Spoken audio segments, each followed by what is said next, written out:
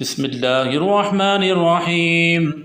قال فما خطبكم أيها المرسلون؟ قالوا إنا أرسلنا إلى قوم مجرمين لنرسل عليهم حجارة من طين مسومة عند ربك للمسرفين فأخرجنا من كان فيها من المؤمنين فما وجدنا فيها غير بيت مسلمين وتركنا فيها آية للذين يخافون العذاب الأليم. وفي موسى إذ أرسلناه إلى فرعون بسلطان مبين فتولى بركنه وقال ساحر أو مجنون فأخذناه وجنوده فنبذناهم في اليم وهو مليم. وفي عاد إذ أرسلنا عليهم الريح العقيم ما تذر من شيء عدت عليه إلا جعلته كالرميم.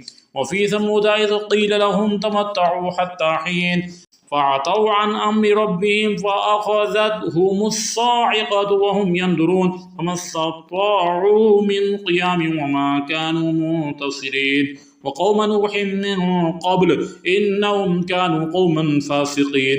والسماء بنيناها بأيد وإنا لموسعون والأرض فرشناها فنعم الماهدون. ومن كل شيء خلقنا زوجين لعلكم تذكرون. ففروا إلى الله إني لكم منه نذير مبين ولا تجعلوا مع الله إلها آخر إني لكم منه نذير مبين.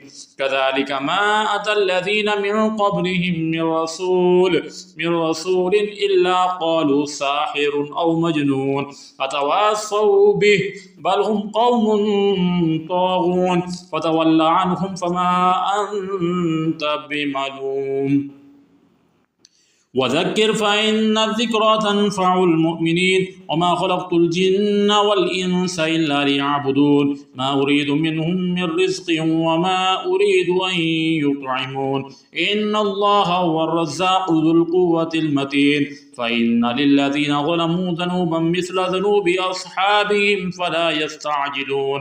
فويل للذين كفروا من يومهم الذي يوعدون.